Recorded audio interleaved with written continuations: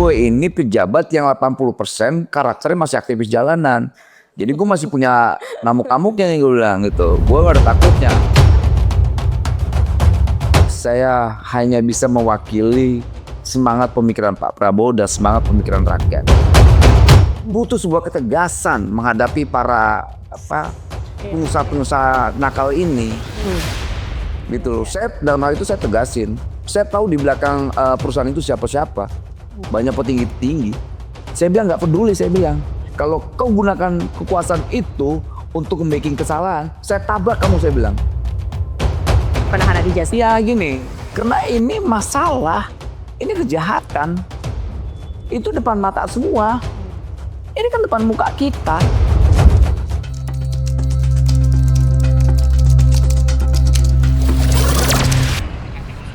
Hai Sobat Harapan, saya Zaki Arfan. Kembali lagi dalam podcast Penjaga Harapan, di mana podcast ini mengangkat kerja nyata, ada gebrakan kebijakan publik dan juga cerita inspiratif dari balik layar kekuasaan langsung ke tengah masyarakat. Dan ini adalah episode kedua, dan seperti biasa kita akan menghadirkan tokoh-tokoh yang luar biasa.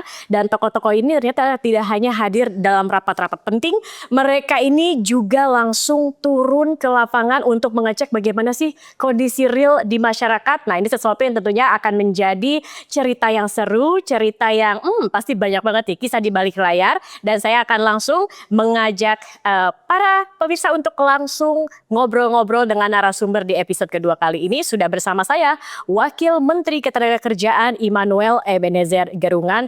Ini biasanya akrab dipanggil Bang Noel. Hai Bang Noel. Hai Yagi. Apa kabar? Alhamdulillah. Terima kasih Bang sudah datang ke Penjaga Harapan nih Bang. Kita akan ngobrol-ngobrol karena kali ini kita ngobrolnya nggak basa-basi. Kita ingin gali-gali tentang Bang Noel karena Bang Noel ini kalau saya lihat beberapa bulan terakhir lah sejak menjadi Wakil Menteri nih Bang, kayaknya banyak banget dibicarain, banyak banget viral di media sosial, banyak banget hal-hal yang saya ingin gali juga nih Bang. Kita lihat ada namanya sidak terkait dengan ijazah. Ya kan Bang, sekarang lagi ramai banget ijazah-ijazah itu ditahan oleh perusahaan yang sebenarnya sih bukan praktik baru ya Bang ya. Ini sudah lama gitu, tapi sudah puluhan tahun. Nah, tetapi memang di era yang sekarang ini menjadi perhatian khusus dan kita tahu Bang Noel ini juga sudah langsung turun ke lapangan untuk bisa dibilang langsung sidak ya Bang, dan menindak. Tidak hanya sidak, tapi juga langsung menindak juga ya Bang ya. Kemudian kita tahu juga beberapa waktu yang lalu sudah ada demo terkait dengan ojol. Ini juga masih masalah yang belum selesai ya Bang ya, terkait kesejahteraan, perlindungan hukum daripada ojek online sendiri. Kita akan bahas bersama terkait hal itu. Tetapi sebelumnya Bang, sebelum kita masuk ke hal-hal yang esensial, saya tahu Bang Noel ini dulu adalah aktivis. Ya kan, benar nggak Bang? Ya. Aktivis. Vokal lah begitu, dan sekarang menjadi seorang wakil menteri Bang. Kalau dulu menyuarakan bisa dikatakan apa yang menjadi harapan masyarakat, permasalahan masyarakat, sekarang menjadi orang yang punya wewenang untuk membereskan hal-hal tersebut Bang. Sejauh ini Bang, menjadi aktivis dan wakil menteri, perbedaannya apa? Perbedaannya pertama, saya jadi wakil menteri, saya mendapatkan SK, kemudian saya mendapatkan jabatan, saya punya kantor. Administratif nih. Administratifnya. Tapi karakter saya tidak berubah. Bahkan menurut saya, ya ini penilaian orang di luar dan juga saya ya. Saya belum berubah tuh sikap saya. Masa sih Bang? Masih sama ya? Kenapa? Masih sama? Sama. Masih, ada putih preman-premannya masih ada nih Bang. Nah, ini kan menjadi tantangan buat diri saya terhadap harapan-harapan publik ya. Banyak juga orang yang nyinyir dengan saya.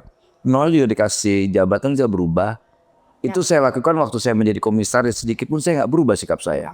Karena memang banyak pandangan seperti itu kan Bang. Ketika jadi aktivis, lantang, berisiko umumnya. Begitu dapat jabatan, langsung berubah, handphonenya hilang, telepon susah, banyak alasan, itu pasti tuh. Nah kalau gue nih nggak begitu karakternya. Gitu, gue coba menghindar dari perilaku hal itu ya. Gitu, karena gimana ya, tiba-tiba orang dulu di jalanan punya sedikit kesempatan berkuasa, lantas ada perilaku sosial yang berubah. Gue nggak berubah, gue begini-gini aja udah nih. Gitu. Gue nggak suka protokoler, gue nggak suka hal-hal yang sangat formal, apalagi hal yang sangat mainstream. Gue nggak begitu suka. Jadi gue harus di luar hal-hal yang mainstream ya. Gue suka hal yang non mainstream. Oke.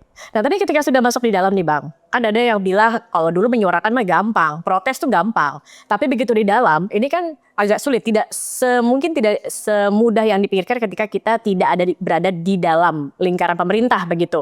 Nah Bang Noel sendiri begitu merasa nggak sih lebih sulit untuk mengakomodir misalnya permasalahan, untuk memberikan solusi kepada hal-hal yang mungkin dulu juga Bang Noel suarakan gitu. Gini, harus dipahamin kita duduk di kekuasaan eksekutif. Menteri itu kan eksekutif ya. Ya. Eksekutif itu kan tinggal mengeksekusi kebijakan-kebijakan. Apa yang susah? Problemnya selama ini ketika seseorang dikasih jabatan eksekutif tidak paham bagaimana menjalankan perintah eksekutifnya. Misalnya presiden menyampaikan berkali-kali dalam pidatonya, jangan korupsi. Itu perintah eksekutif tuh. Kita harus mampu menerjemahkan dan mempraktekannya. Kedua, layani rakyat, jangan jauh dari rakyat, jangan sakiti hati rakyat. Berarti apa? Ya harus dekat dengan rakyat dong, layani terjun ke bawah. Nah kita nih eksekutif ini pembantu presiden harus mampu menerjemahkan apa yang menjadi keinginan presiden dan menjadi perintah presiden. Nah itu makanya saya berkali-kali saya coba menjawab apa itu menjadi keinginan presiden kita. Makanya ya, tapi dengan langgam saya sebagai aktivis, bukan sebagai birokrat. Makanya saya bilang berkali-kali ke kawan saya, gue ini pejabat yang 80% karakternya masih aktivis jalanan. Jadi gue masih punya namuk-namuknya nih gue bilang gitu. Gue gak ada takutnya. Tapi dalam hal yang positif begitu ya? Positif, ya pasti positif dong, gak mungkin. Oke, nah ini juga ada label nih Bang. Gak tahu Bang Noel udah denger atau belum nih? Katanya Noel itu wakil buruh di dalam istana. Setuju gak dibilang? Wakil buruh di dalam istana. Setuju gak? Pernah denger ya? Saya pernah dengar itu juga ya, tapi enggak. Saya hanya bisa mewakili semangat pemikiran Pak Prabowo dan semangat pemikiran rakyat yang tertindas. Karena sepertinya kan Bang Noel juga sangat peduli dengan buruh ya. Sampai terakhir ini tanggal 19 Mei kalau tidak salah ya, launching BTW. Jadi BTW itu buruh tanya wamen. Jadi nggak perlu pintu-pintu yang lain, pintunya langsung ke wamen untuk bertanya atau misalnya ada permasalahan dan lain-lain gitu kan Bang ya. Jadi Abang sendiri dikasih label wakil buruh dalam istana, seneng nggak seneng, setuju nggak setuju nih? Saya mau dilabelin apa saya senang-senang aja. Apalagi kalau labelnya menjadi wakil buruh di istana.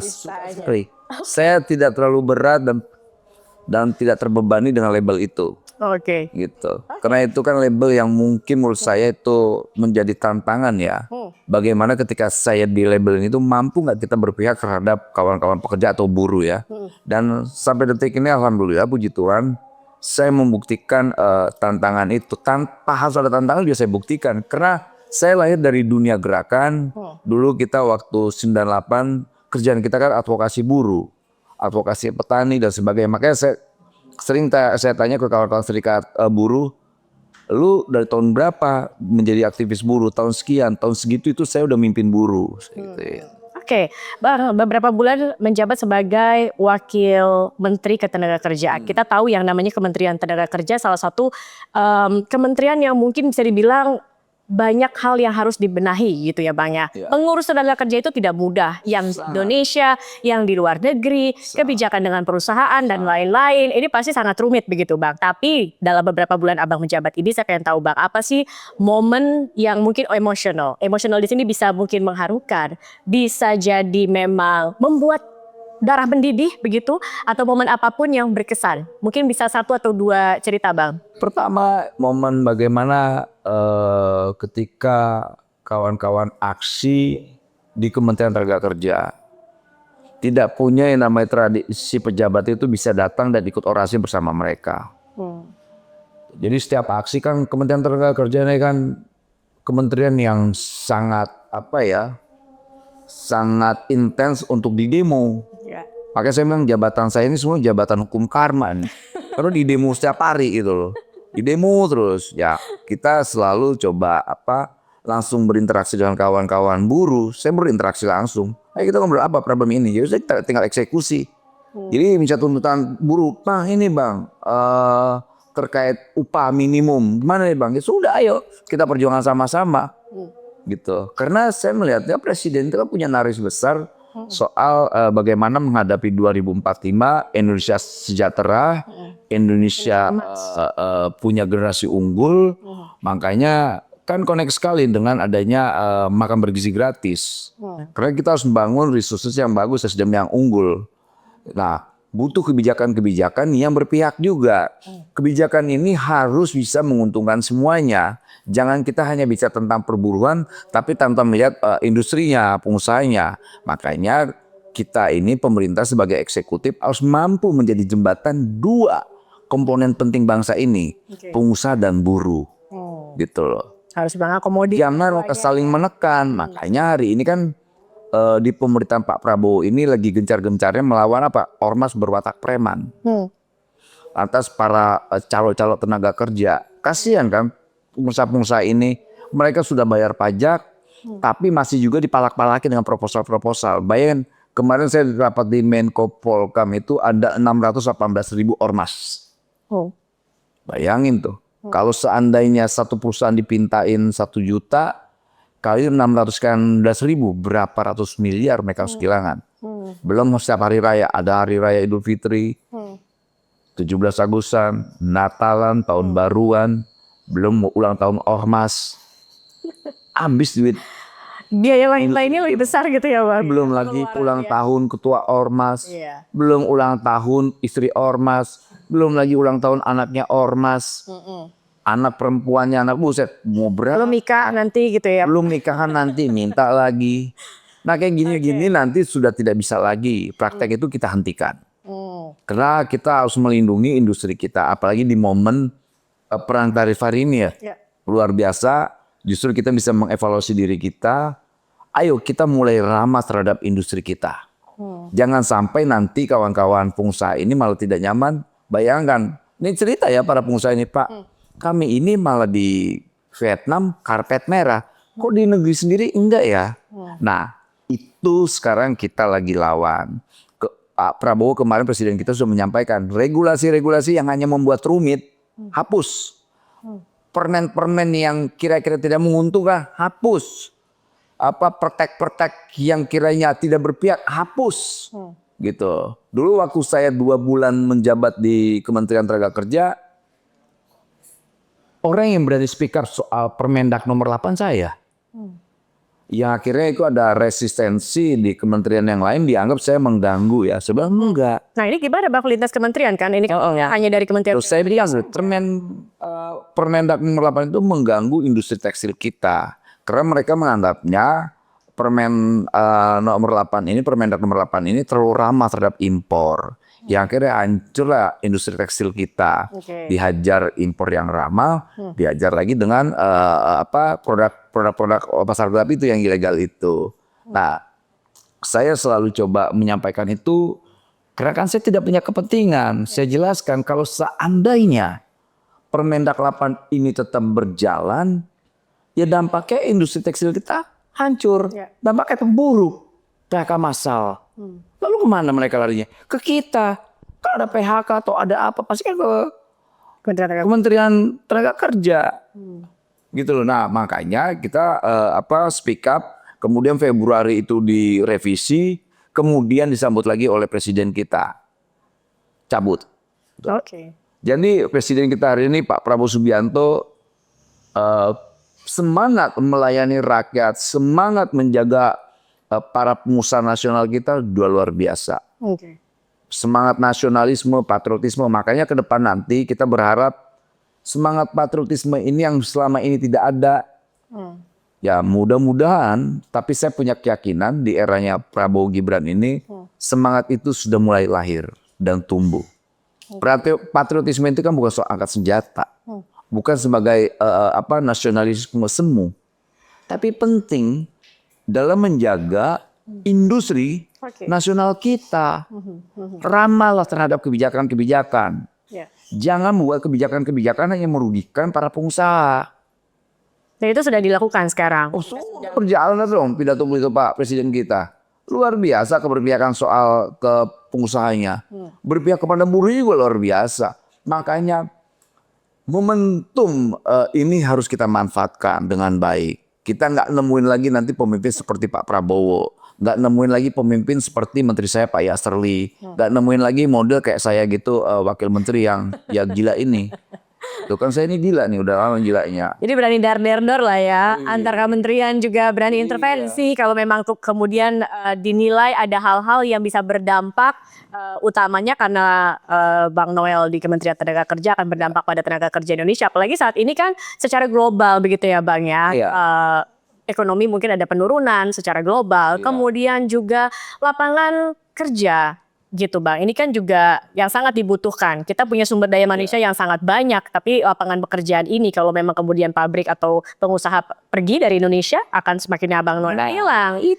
Hilang lah, semakin sedikit kesempatan orang untuk mendapatkan pekerjaan lagi gitu ya Bang. Nah makanya kuncinya tadi saya sampaikan dibutuhkan lah yang namanya patriotisme ini. Buruh jangan terlalu banyak nuntut ke pengusahanya, pengusaha juga jangan terlalu gencat-gencat buruhnya, kasihan loh. Nah makanya butuhkan namanya apa, duduk bersama bicarakan. Nah makanya misal kayak mereka butuh relaksasi terkait misalnya pengusaha ya, kebijakan ya kita bantu. Oke. Kan duduk bersama Negara hadir. Nah duduk bersama ini kan sudah bertahun-tahun lah Bang. Kita tahu setiap 1 Mei demo buruh dengan tuntutan yang mungkin ada yang sama, ada yang berbeda gitu Bang. Mendudukkan pengusaha dan buruh ini bagaimana Bang supaya tercipta keseimbangan? Ya kita lagi Kesejahteraan terpenuhi tapi pengusaha juga terpenuhi. Nah, dari ketenagakerjaan seperti apa tuh ya Bang? inilah pentingnya adanya harmonisasi di dunia industri. Antara buruh dan pengusaha dengan buruhnya. Kita butuh namanya misalnya bipartit atau tidak tripartit. Itu kan penting. Agar apa? Ada komunikasi yang jujur di situ. Ada komunikasi yang equal. Tidak mentang-mentang dia pengusaha, dia melihat buruh, dilihat sebelah mata, nggak boleh. Karena biar gimana pun buruh ini punya kontribusi sebagai patriotisme dalam memberi usaha di perusahaan itu berjalan. Dan begitu juga sebaliknya, pengusaha juga memiliki patriotisme dengan memberikan kesejahteraan kepada buruhnya. Jadi hukum timbal balik ini penting. Itu jangan nah inilah tugas negara, harus mampu menjadi jembatan komunikasi yang jujur. Jangan di sini neken dorong buruh untuk bahkan ini bisa ambil duit. Hajar buruh nggak suka karena kepentingan, dia punya kepentingan usaha. Ajar pengusahanya, ajar buruhnya. Ya akhirnya bangsa ini seperti bangsa ormas, Republik Ormas, kan tidak mau. Nah tapi aku ingin tahu nih dari seorang wakil menteri ketenagakerjaan Bang Noel. Kalau Bang Noel melihat sekarang saat ini kesejahteraan buruh itu sudah layakkah, sudah cukupkah, atau Bang Noel melihat masih ada yang perlu ditingkatkan? Misalnya UMP itu sudah cukupkah 5,2 kalau sampai detik ini ketika melihat kawan-kawan buruh tersenyum, saya anggap positif, bagus ya. Karena kita lihat baru sejarahnya Republik ini kebijakan pemerintah itu menaikkan UMP begitu besar ya, 0,5. Ini di pemerintahan Pak Prabowo. Dan itu kita lihat kawan-kawan buruh sangat mengapresiasi ya terhadap kebijakan yang luar biasa itu. Ditambah lagi kemarin Pak Presiden bersama buruh di Monas memperingati Hari Buruh yang tidak pernah ada selama 60 tahun antara Presiden dengan buruhnya, dengan rakyatnya ya, bisa satu hamparan panggung. Dan ini sejarah selama 60 tahun tidak ada. Sebelumnya kan Bung Karno. Baru nggak ada, kosong, baru ada nama Pak Prabowo Subianto. Dan ini luar biasa kita lihat. Ternyata kita lihat buruh atau rakyat ini butuh suara-suara pemimpin yang bisa dia dengar dalam hatinya. Makanya ketika Pak Prabowo orasi, pidato dan sebagainya, ketika mau mundur, mau hentikan pidatonya, teriakan buruh lagi. Dia butuh pemimpin yang menyuarakan keberpihakannya. Siapa yang mampu menyampaikan itu? Ya Pak Prabowo. Bayangkan itu siang tengah hari bolong, dan saya ada ya saat itu ya. Saya menyaksikan itu Harus luar ada dong, biasa. Bang. Jangan sampai harus ada lah. Iya.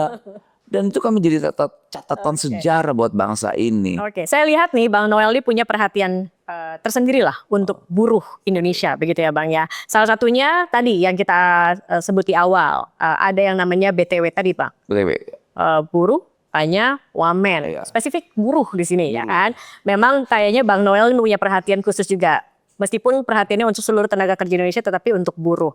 Nah, gimana Bang? Sejauh ini BTW itu kalau nggak salah 19 Mei ya Bang ya? Iya. Sudah berapa banyak yang masuk P-nya ini, tanyanya kepada Wamen nih? Luar biasa, sudah ribuan yang akhirnya handphonenya jebol. Itu yang jawab Abang sendiri? Iya saya, karena ini kan BTW. Nah, emang ini, bisa Bang tiap hari ribuan, Abang Iya. kerja gimana? Ya harus, tapi kan saya memberi penjelasan. Saya ini wamen, badannya cuma satu. Nah, Handphonenya cuma satu. Jadi kalau seandainya bisa saya jangkau, saya jangkau. Kalau tidak ya sudah. Oke. Jadi saya kasih penjelasan itu ada sebuah rasionalisasi dan pada umumnya kawan-kawan itu menerima. Gitu loh. apa Bang yang dikeluhin Bang? Ya banyak ya persoalan misalnya banyak. sengketa hubungan kerja misal terkait gaji, pesangon yang belum terbayar, lantas gaji di bawah UMR, banyak. Itu ijazah yang ditahan, banyak. Dan saya lihat apa problem ini kalau tidak diatasi dengan cepat, akhirnya siapapun pemimpinnya ya diwariskan dengan persoalan terus. Nah saya nggak bisa, apalagi BTW ini. Saya bikin aplikasi ini modalnya berapa menurutmu? Belasan? Dasar apa? Cuma 100.000. 100 Nggak pakai APBN saya tuh. Oke. Nggak murah BBM bisa murah Bang? Udah murah. Karena itu kan keinginan kita. Oke. Kalau penjabatnya mentalnya korup atau kerja di belakang meja, mungkin aplikasi itu bisa bunyi miliaran. Ratusan juta. Jadi balik dari keinginan ya. Kalau memang kita sudah punya niat, bisa sebenarnya ditekan dengan budget yang murah begitu ya Bang ya. Tidak perlu budget. Sebetulnya kan itu free. Orang duit saya 100.000. Gitu. Oke, jadi ribuan masuk. Kan Bang Noel bilang harus segera diatasi berbagai permasalahan ini. Ibaratnya kalau nggak diatasi ya berpuluh-puluh tahun seperti bom waktu. Tinggal menunggu kapan nih meledak. Iya. Begitu kan Bang. Nah saya ingin tahu nih Bang, Abang dari mulai menerima dari keluhan begitu atau pertanyaan dari buruh sampai kemudian realisasi menjadi solusi, itu biasanya berapa lama dibutuhkan Bang? Kalau bisa sehari saya kerjain. Sehari? Sehari. Oke, kan Dan ternyata mudah kok. Kita datangnya perusahaannya langsung. contohnya Bang, contoh. Contohnya kita datang, kita sidak. Ini ada problem ini nih. Kenapa kalian melakukan praktek ini? Kalau seandainya masih kalian lakukan ini, saya akan pidana kalian. Karena ini melanggar norma ketenagakerjaan. Misalnya contoh misalnya penanaman ijazah, praktek penanaman ijazah yang puluhan tahun. Ya saya sampaikan ke mereka, ini praktek ilegal. Kalian menahan ini, akan kita kenakan pasal kalian soal penahanan ijazah ini. Misalnya pasal penggelapan. Itu ada KUHP-nya 372. Kemudian kalau seandainya pekerja ini sudah resign, sudah tidak lagi bekerja, kemudian minta ijazah kembali, kemudian mereka meminta uang terhadap pengembalian ijazahnya, itu kita kenakan pasal pidana pemerasan. Ada pasalnya itu ya? Ada. Dan itu terjadi di Surabaya. Dan lanjut lagi nanti entahlah di Riau atau di mana. Oke, jadi rata-rata yang banyak tentang tadi ya penahanan ijazah, kemudian juga Gaji yang dibawa, gaji bawah UMR dan lain-lain. Nah, Bang, kadang kalau kita lapor nih Bang ke Wamen ataupun kita melapor hal-hal seperti itu kan yang kita takutkan ketika kita lapor identitas kita nih bocor Bang.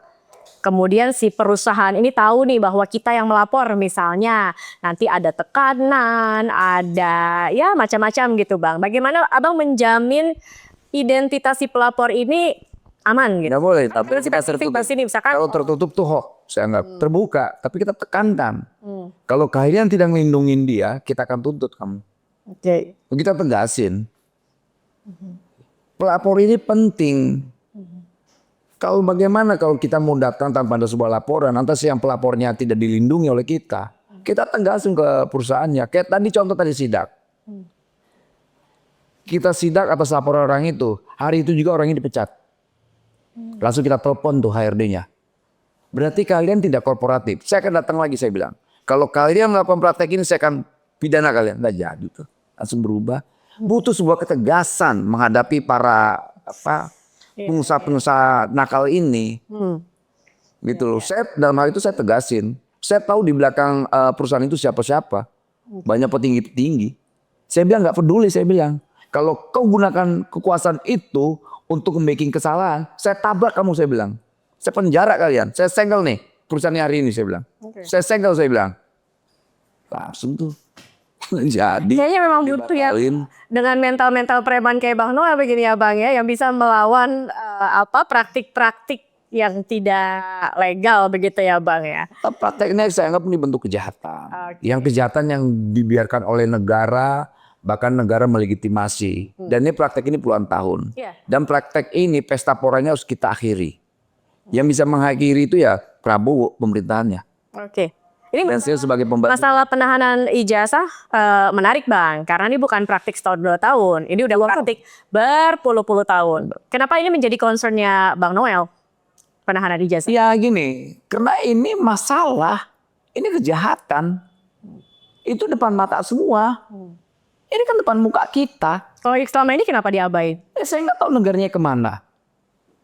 Negaranya nggak tahu kemana. Atau jangan-jangan pejabatnya kan biasanya kan di belakang meja semua kerjanya. Atau pejabatnya itu sibuk berbisnis. Nah eranya Pak Prabowo silakan aja berbisnis. Nggak dilarang. Tapi bekerja untuk rakyat penting dong. Gitu. Nah makanya saya keren memang bukan latar belakang bisnismen. Ya saya manfaatkan untuk bekerja. Dapat gaji dari rakyat.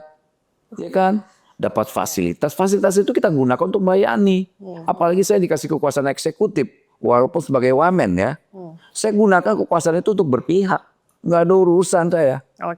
Gitu. Bang Noel, agenda kayaknya setiap hari aku lihat ada aja datang buat sidak terkait penahanan ijazah ya Bang ya. Nggak cuma di Jakarta, bahkan di luar kota. Sempat ke Riau kemarin, ramai juga dan lain-lain ke beberapa kota Bang. Nah terkait dengan penahanan ijazah ini Bang.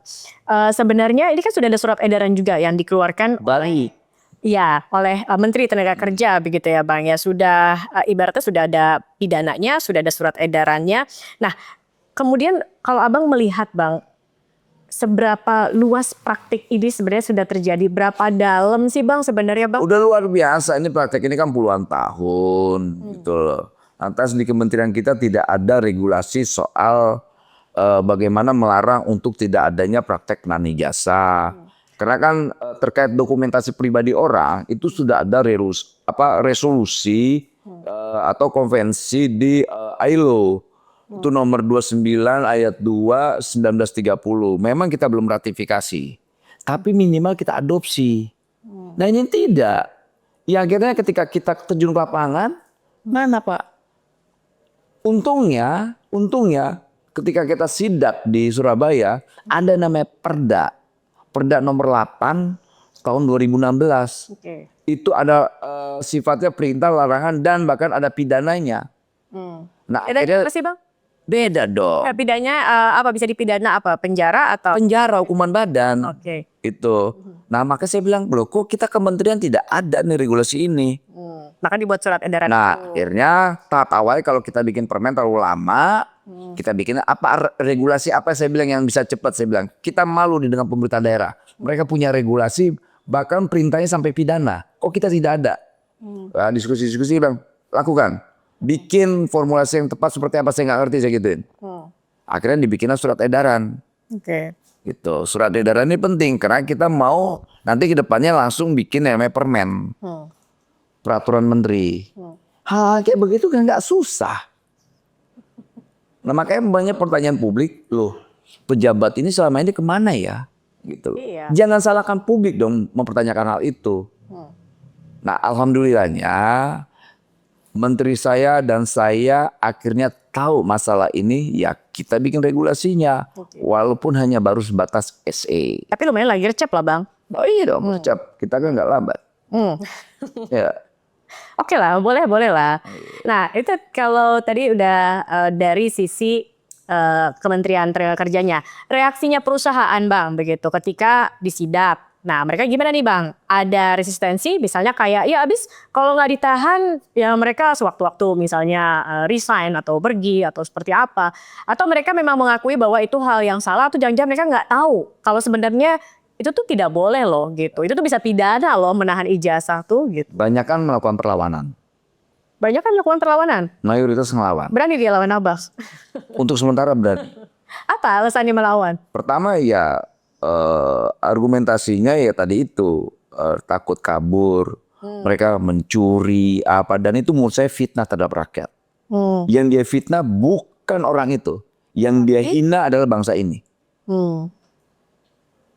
Kita punya kewajiban, rakyat ini kan warga negara. Kita sebagai negara, kewajiban kita apa? Melindungi warga negaranya. Dan selama ini itu tidak terjadi. Ya akhirnya ketika kehadiran saya, kenapa saya memakai baju yang ada bintang-bintangnya itu? Saya ingin menunjukkan bahwa ini loh negara hadir. Ini loh negara. Mereka acuh saya nggak peduli. Ini sebetulnya menjadi koreksi. Kita sebagai negara, lihat nih. Kita tuh nggak ada nilainya di mata para pelaku usaha. Kenapa kita dihina begini? Karena ada budaya suap itu. Itu loh. Kita mudah sekali disuap. Yang akhirnya persoalan-persoalan itu gak selesai. Ya. Lebih berat ke pengusaha dibandingkan ke tenaga kerja gitu. Dengan hadirnya saya, kawan-kawan saya, dan ditambah lagi Pak Menteri saya mensupport. Ditambah lagi kita punya pemimpin seperti Pak Prabowo yang punya ketegasan, punya keberanian yang sudah selesai. Dan kehidupannya kita gak punya beban. Dan alhamdulillahnya, ya pertama mereka melakukan penolakan gila-gilaan ya. Makin kemarin mereka makin takut. Kenapa? Kita kan sampaikan ke mereka. Kita hanya, satu saya ingatkan pertama. Kita hanya minta ijazah itu dipulangkan. Karena itu dokumentasi pribadi orang. Yang kalian tidak punya wewenang atau hak apapun terhadap dokumentasi pribadi seorang. Gitu loh. Kalau kalian melakukan praktek ini, kita akan pidana kalian. Saya keraskan itu. Karena apa? Kita bukan sebagai kompetitor bisnis kalian. Kehadiran saya ke sini bukan sedang membatasi usaha dan bisnis kalian. Justru kita mau bisnis ini tetap berjalan. Bagus. Nah tugas kita kan membina kalian. Saya jelaskan. Akhirnya ketika ada penjelasan itu yang tadinya nolak mulai mereka nerima. Bahkan di Jawa Timur ketika saya dari sana, entah saya sidak di mana-mana, semua perusahaan-perusahaan dari yang kecil sampai yang besar balikin ijazahnya dengan sukarela. Tanpa harus memungut biaya rupiah pun. Ya luar biasa. Dan praktek ini bukan di swasta aja terjadi, di BUMN juga. Ini kalau tidak salah, saya pernah baca nih Bang, justru praktik yang banyak terjadi di BUMN. Gimana dong Bang? Langsung ke... Saya sidak. Saya sidak dulu lah. Saya sidak, kalau dia nggak ngembalin, saya segel. Saya nggak ada urusan. Saya segel, saya bilang. Gitu. Sudah koordinasi dengan menterinya Bang? Kayak gini nggak koordinasi, nggak koordinasi cukup. Ini kan kita perintah konstitusi. Justru ini menjadi evaluasi di Kementerian BUMN. Kan Kementerian BUMN ini kan setiap 5 tahun ganti menterinya, setiap berapa tahun kan ganti. Kan mungkin bukan kebijakannya dia. Ini kebijakan pejabat yang dulu. Jangan-jangan menteri mungkin nggak tahu juga. Bahkan saya yakin tidak tahu. Ya kan? 100% saya yakin Karena kan kalau Pak Erick Thohir, wakil menterinya tidak tahu ada praktek ini. Bahkan direktur-direktur juga tidak tahu. Itu kan urusan HR biasanya. Iya, gitu. Jadi ya sekarang kita speak up tuh, untuk bisa mengevaluasi kebijakan-kebijakan yang terkait membebani rakyat ini untuk segera dihapus. Surat edaran sudah ada. Abang sudah rajin setiap hari nih, hampir setiap hari sidak gitu ya Bang. Tapi kan kalau mau sidak setiap hari nih Bang, kalau diikutin dari seluruh Indonesia pasti tidak akan selesai gitu Bang. Nah kemudian apa langkah mungkin selanjutnya Bang, agar dapat segera diatasi? Kalau Abang sendiri optimis berapa lama sih praktik penahanan ijazah ini akan bisa selesai, dalam arti nggak ada lagi tuh namanya perusahaan tahan-tahan ijazah? Kasih waktu saya cukup 1-2 bulan ke depan. 1-2 bulan. Saya yakin praktek ini tidak ada lagi. Mudah-mudahan. Pentingnya sidak itu ya itu. Ya kalau seandainya perusahaan ini bisa diajak kerjasama, pulangin sebelum saya sidak. Gitu. Pulangin sebelum saya sidak. Jadi ya banyak sekali sekarang perusahaan-perusahaan besar itu, saya mendapatkan informasi dari teman-teman saya Ya, gara-gara lu katanya pada takut tuh pengusaha-pengusaha itu. Loh, gue bilang, kenapa harus takut sama gue? Bukan kompetitor bisnisnya. Iya, iya. Gue kan tidak minta duit, gue nggak minta saham, gue nggak minta jatah preman. Gue hanya minta hanya minta ijazah yang ditahan. Oke. Itu. Jadi ngapain harus kalian takut? Bayar itu nomor kita. Ternyata lebih takut karena nahan ijazah ya Bang dibanding yang lain ya. Kalau mereka ngelawan, kita akan evaluasi tuh perusahaannya tuh. Oke. Kita akan cek norma-norma ketenaga kerjaannya, K3-nya semuanya. Pasti banyak pelanggarannya. Oke. Nah hari ini fokus saya pada persoalan ijazah, saya ijazah dulu. Baru nanti tahapannya soal syarat rekrutmen tenaga kerja, persyaratan ya. Nah itu tuh Itu Bang. kita akan hapus. Lantas naik lagi nanti ke depan soal upah mereka layak gak di sini. Akan kita cek lagi tuh. Jadi sabar dulu, karena kita tidak bisa semua. Baik, satu-satu lah prioritasnya ya Bang ya. Oke, pertama penahan ijazah, kemudian syarat. Syarat ini banyak dikeluhkan loh oleh masyarakat. Kalau di netizen Abang sering baca mungkin ya kayak nggak masuk akal. Emang. Di bawah masa umur di bawah 30 tapi pengen pengalamannya luar biasa. Undang gitu. Nah itu tuh gimana Bang? Nah, Tapi kan setiap perusahaan pasti beda nih membutuhkannya ya secara skill. praktek itu tidak boleh lagi. Oke. Jadi persyaratannya kan kadang-kadang good looking lah, apa soal cantik yang sebagainya menarik, ya kan lebih menarik. Kemudian umur, kok dibatasin umur Iya. gitu loh. Kan umur Orang punya, yang penting kan syarat kerja itu yang penting skill, kompetensi, atas integritas saya jujur. Itu aja yang penting. Ngapain urusannya udah nikah atau belum, syaratnya belum nikah. Umurnya harus misalnya 18 sampai 35. Bagaimana umur 36, 37, 38, 40, 50, 65. Nah, Akhirnya apa? Hilang harapan ketika ada yang namanya syarat-syarat yang sebetulnya ini hanya membuat miskin bangsa ini. oke. Nah, tugas kita negara coba memaksa mereka dengan regulasi ini untuk menghentikan praktek itu. Jadi akan ada regulasinya. Ini regulasi lagi kita nanti. Dalam bentuk apa nih Bang? Permen? SE dulu. SE dulu. Semua kena kalau permen langsung itu sangat Lama sulit. ya. Lama, kelamaan kita nggak mau. Udah bikin SE dari Bisa segera sih Bang, karena kan saat ini banyak yang mengeluhkan nih masalah syarat-syarat kerja. Iya, kita Nggak make cepat sense. kita akan bikin ST. Kita akan bikin ST secepatnya. Oke. Gitu. Kita bikin surat edaran Menteri Tenaga Kerja dan kita akan sosialisasikan ke mitra-mitra industri kita Oke. praktek persyaratan yang memberatkan ini untuk dihapus. Oke. Jadi cukup skill, potensi, integritas dan mau kerja gitu loh. Udah, kayak gini kan kita punya semangat ramah terhadap kawan-kawan disabilitas. Ketika ditanya umur, lantas good looking, langsung bagaimana kawan-kawan maaf disabilitas. Iya. Berarti apa? Nggak punya Kita kesempatan melakukan nih namanya pelanggaran HAM dan diskriminatif. Oke. Dan itu menurut saya kejahatan. Dan negara tidak boleh membiarkan kejahatan ini. Gitu. Oke, nah selanjutnya lagi nih Bang, kemarin kan juga baru nih ada unjuk rasa dari teman-teman pengemudi ojek online gitu Bang. Ini banyak lah yang dituntut juga, salah satunya tentunya juga bagaimana aplikator ini tidak adil dalam pembagian tarif begitu ya Bang ya, pemotongan tarif, kemudian juga ya sebelumnya THR juga sempat ramai, bahkan netizen juga banyak yang sepertinya pro dong, kayak kok cuma dapat segini sih begitu kan Bang. Nah ini kalau dari Bang Noel sendiri bagaimana, apalagi nih saya nggak tahu netizen tahu atau tidak begitu. Bang Noel kalau tidak salah pernah juga kan jadi pengemudi ojek online ya. Tentu tahu gimana masam garamnya ketika harus bekerja sebagai pengemudi ojek online gitu. Nah yang menjadi highlight fokus atau mungkin dari pengalaman Bang Noel dulu gitu Bang. Ya, Bang. pengalaman saya jadi ojek online itu 2016. Saat itu kita driver-driver ini direkrut seperti raja. Direkrut seperti raja, dihormatin, diapain, itu luar biasa. Dikasih jaket, dikasih helm gratis dan sebagainya. Dikasih juga apa gitu handphone gitu loh. Dimodali lah ya. Modalin. Nah sekarang ini saya lihat itu sudah tidak ada lagi. Jadi mereka harus beli begitu. Jaket beli, helm beli, semua beli. Yang parahnya lagi, ya tarif yang begitu gila dipotong oleh aplikator.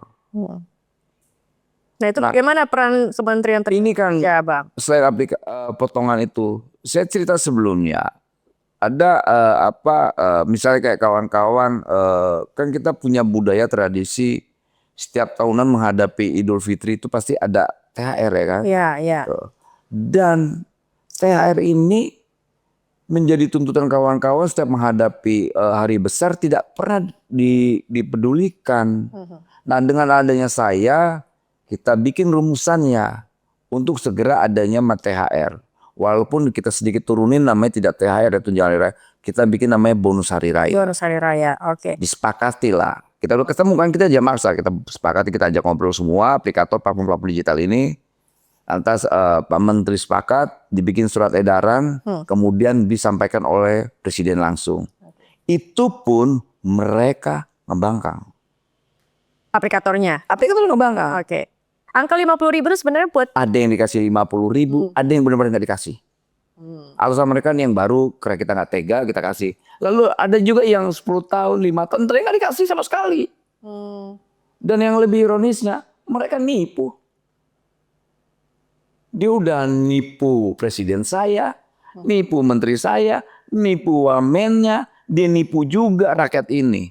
Nah ini bisa disanksi nggak Bang? Kenapa? Bisa diberi sanksi nggak? Saya suruh keluar nih mereka ini yang bukan aplikasi produk Indonesia ini, kita usir aja dari republik ini. Gitu loh. Malaysia berani mengusir yang namanya Maxim dan InDrive. Kok kita nggak berani usir Grab dan Maxim dan semuanya?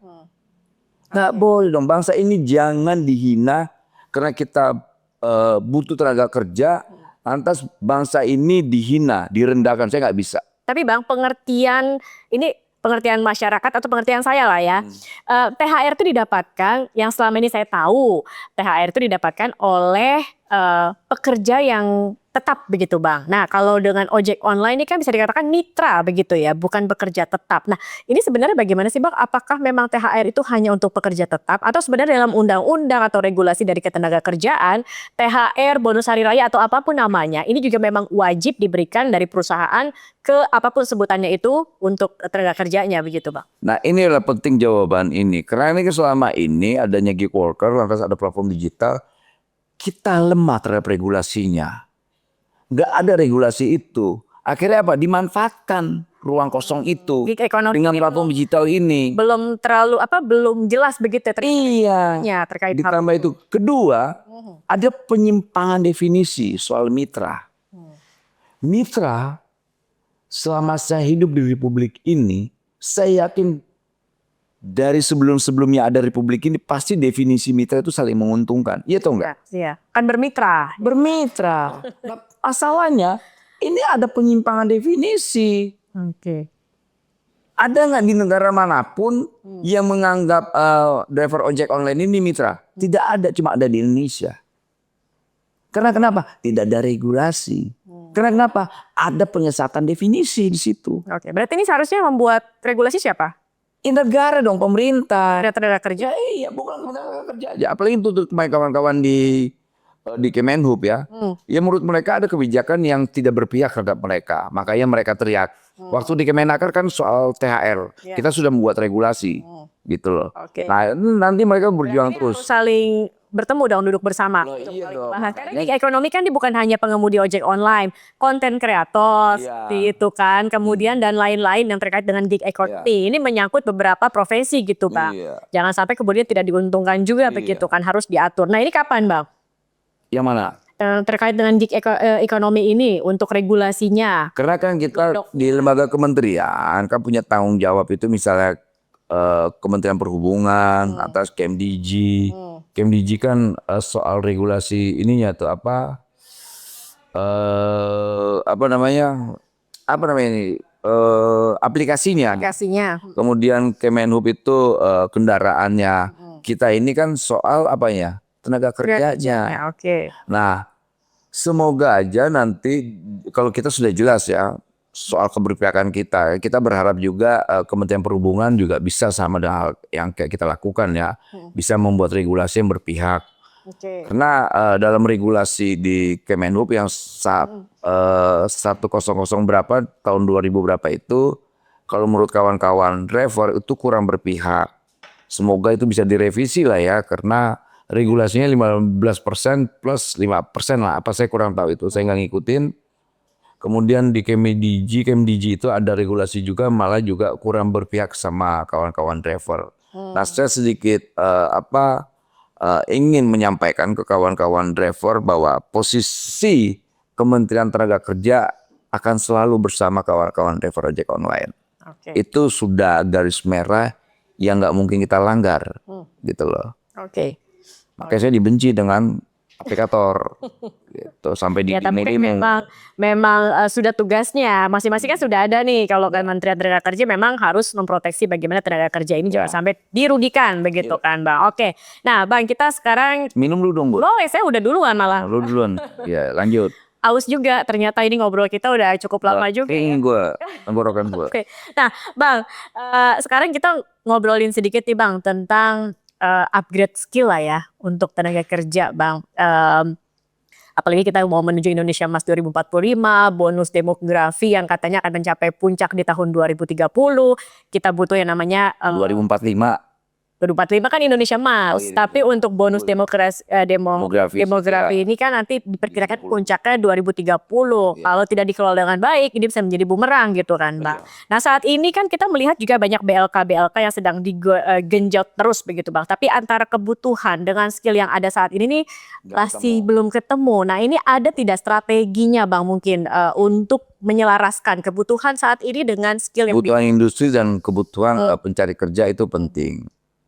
Makanya kita di Kementerian Tenaga Kerja sedang gencar-gencarnya mensosialisasikan terkait BLK kita. Lantas kita juga sedang melakukan kolaborasi antara industri, lantas SMK. Ketika masuk ke dunia industri mereka sudah siap kerja, tidak gampang dengan teknologi yang ada di industri. Nah makanya ini industri kita ini kan luar biasa pesatnya ya. Tapi ketika butuh tenaga kerja itu nggak ketemu. Nah makanya nanti kita butuh kolaborasi. Biar nanti misal kayak gini, industri ini butuh tenaga kerja misal otomotif. Bantu dong mesin-mesin ke kawan-kawan BLK. Jangan kasih duit. Kasih mesinnya. Lantas nanti calon pekerjanya kita latih di BLK kita. Kan perkutannya ke situ juga. Pencari kerja masuk ke industri kontribusi kasih mesin dari sini ya ke situ juga. Jadi artinya kan enak gitu. Membangun iklim yang bagus ya. Gitu. Biar gini kan tadi disampaikan soal bonus demografi. Ini memang ancaman kalau salah tata kelola. Apalagi soal pekerjaan. Ini akan menjadi penyakit sosial yang siapapun gak bisa menghambat. Orang kalau sudah lapar tuh pada nekat semua. Dan ini 5 tahun lagi loh Bang, diperkirakan puncaknya kan 2030. Tapi yakin dong. Optimis. Sangat optimis saya. Semua sekarang kita bekerja semua di Kabinet Merah Putih. Di Kabinet Merah Putih kerja semua gak ada yang enggak. Itu apalagi ada Danantara. Semua duit-duit kita itu ada di Danantara, semua akan dijadikan proyek investasi. Basisnya apa? Tenaga kerja. Nanti swasembada pangan. Di situ ada jutaan lowongan pekerjaan soal petani milenial. Kemudian di swasembada industri juga akan banyak juga rekrutmen tenaga kerja, lapangan pekerjaan di situ. Jadi saya nggak khawatir, tapi cukup sabar dulu. Sabar dulu. Saya yakin pemerintahan Prabowo Gibran ini dengan Kabinet Merah Putih sedang bekerja semaksimal mungkin untuk menjawab problem itu. Dan untungnya adanya Donald Trump, dia perang tarif. Artinya apa? Kita harus bisa menjaga industri nasional kita, gitu loh. Kita harus berpihak terhadap pengusaha nasional kita. Jangan bikin regulasi yang sifatnya neken-neken. Jangan bikin mempersulit izin usaha. Gitu. Makanya kita akan mengevaluasi terkait izin itu tuh. Kalau izinnya hanya menyusahkan, hapus. Itu perintah presiden loh. Gitu dalam pidatonya. Makanya ke depan ini momentum dan kesempatan kita untuk lebih maju ke depan. Apalagi yang tadi kita khawatirkan ada bonus demografi ini. Kalau salah tata kelola, hancur kita. Menjadi bumerang juga. Bumerang. Baik, Sobat Harapan, ini terakhir nih Bang. Apa tuh? Ya, kita kan namanya penjaga harapan, ya dong Bang. Boleh dong sedikit nih dari Bang Noel, mungkin memberikan pesan, semangat juga, khususnya buat anak-anak muda yang saat ini sedang berjuang mencari kerja atau juga apapun lah yang mereka sedang hadapi terkait dengan tantangan pekerjaan saat ini. Bolehlah Bang Noel, dari tadi kan udah serius banget dan berapi-api, berilah sedikit mungkin kata-kata yang Nih abangku, berarti api. yang bisa membakar semangat anak muda gitu Bang, terkait dengan ya harapan khususnya dari Abang sendiri kan dalam bidang ketenagakerjaan ini. Tadi sudah banyak sebenarnya disampaikan ya Bang ya. Kita bolehlah menaruh harapan nih sama Bang Noel, optimis juga bahwa akan banyak perubahan yang terjadi begitu dengan Bang Noel juga ada di sini. Tapi mungkin bisa kasih juga Bang pesan-pesan personal dari Bang Noel. Silakan Bang. Terima kasih. Jaki, kita ke depan ini pemerintahan Pak Prabowo dengan adanya Menteri Tenaga Kerja Prof. Yasserli yang luar biasa, guru besar latar belakangnya, akademisi, tapi menguasai regulasi, dan saya wamennya yang kerjanya di lapangan, kerja eksekusi. Saya punya keyakinan terhadap Indonesia ke depan lebih maju. Pertama apa? Regulasi. Regulasi yang berpihak. Kita baru berapa bulan aja, anggap aja baru bayi ya, baru baby, kita bisa mengeluarkan regulasi yang basisnya keberpihakan. Contoh misalnya BHR, bonus hari raya untuk kawan-kawan driver ojek online. Itu disampaikan Presiden langsung tuh himbauannya. Kedua, soal penanaman ijazah. Ya. Pak Menteri saya sudah mengeluarkan SE. Nah, ke depan nanti ada lagi regulasi yang SE juga ya, surat edaran soal persyaratan rekrutmen tenaga kerja. Kita akan hapus tuh yang nggak relevan ya, good looking, umur dibatasi, tinggi badan, lantas udah kawin atau belum nikah, itu kita hapus. Nggak boleh ada lagi, gitu.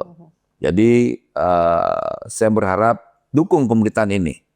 Kalau seandainya 5 tahunan kawan-kawan mau pindah politik terserah. Tapi ini saya kasih pesan bahwa Presiden Prabowo, pemerintahan sekarang ini pemerintahan sangat-sangat bisa diandalkan. Oke. Gitu. Jadi tetap semangat, jangan kendur. Oke. Karena kalau Bung Karno bilang, gantungkanlah cita-citamu setinggi langit. Kalaupun jatuh, kalau ada hutan jatuhnya ke pohon. Masih di atas-atas juga, belum ke dasar. Jatuh lagi ke genteng, masih di plafon. Jadi tetap semangat. Generasi muda harus semangat. Karena bangsa ini lahir bukan dari generasi-generasi yang hanya keluh kesah. Semuanya dengan semangat berjuang. Karena bangsa ini, Pak Prabowo selalu menyampaikan, sejarah bangsa ini harus dipikul oleh generasi muda.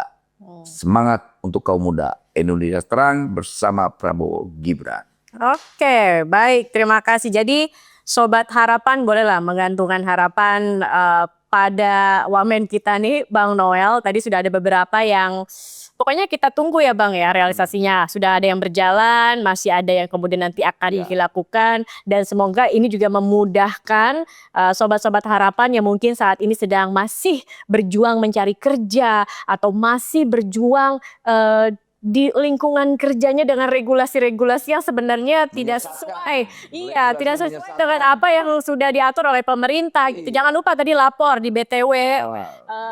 Buruh tanya wamen, nggak buruh juga boleh lah ya Bang ya. Siapapun boleh lah ya, boleh. Insya Allah kata tadi akan dalam waktu cepat akan dieksekusi begitu. Baik Bang Noel, terima kasih banyak. Sebenarnya kalau mau diterusin ini banyak banget yang diomongin. Karena kalau ngomongin tenaga kerja ya saya kan juga tenaga kerja ya. Jadi banyak sebenarnya mau dicurhatin, tapi ya udah waktunya udah terbatas. Asal jangan menyita ijazah suaminya. Ya. Ada Bang. Ada. Itu istri menyita ijazah istrinya untuk supaya suaminya tidak bekerja.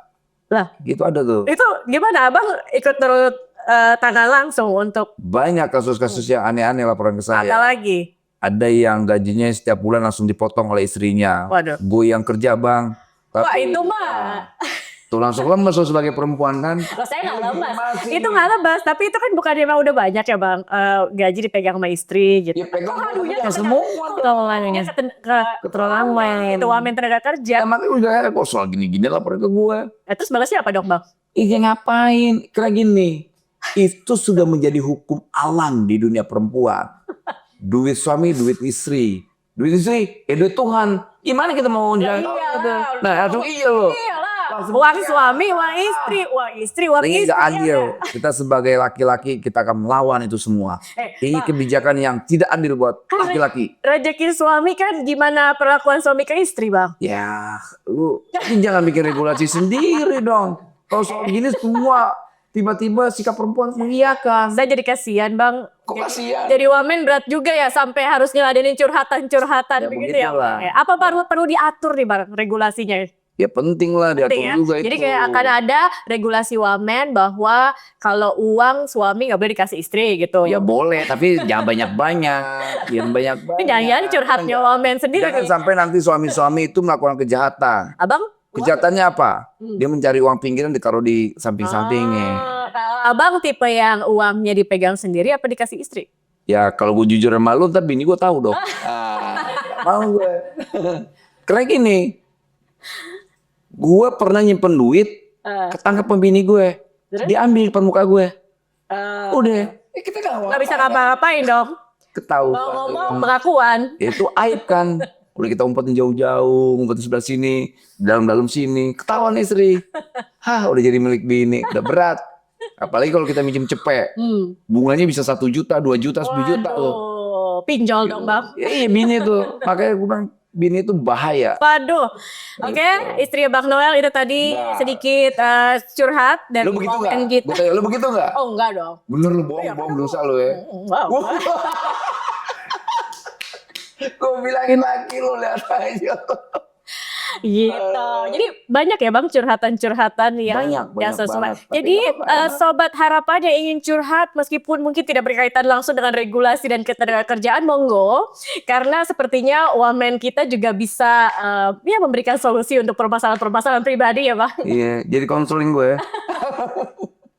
Oke deh, Bang Nel, terima kasih banyak udah datang di Penjaga Harapan. Semoga sesuai dengan nama podcast kita Penjaga Harapan, Abang juga bisa menjaga harapan para tenaga kerja yang ada di Indonesia maupun yang bekerja juga di luar sana, para pekerja migran Indonesia, dan semoga juga kita bisa mendapatkan atau bisa langsung merasakan lah begitu ya Bang ya, apa saja yang sudah menjadi prioritas program kerja dari Kementerian Tenaga Kerja yang bisa langsung kita rasakan dalam dunia kerja ini. Terima kasih sekali lagi Bang Noel, dan jangan lupa Sobat Harapan untuk follow kita juga, dan jangan lupa untuk saksikan di episode berikutnya tentunya dengan narasumber-narasumber yang luar biasa. Kita akan gali terutama dengan permasalahan negeri ini, apa saja yang mereka bisa tawarkan untuk menjawab solusi. Baik, terima kasih, saya Zaki Arfan, kita jumpa di lain kesempatan. Bye. Bye.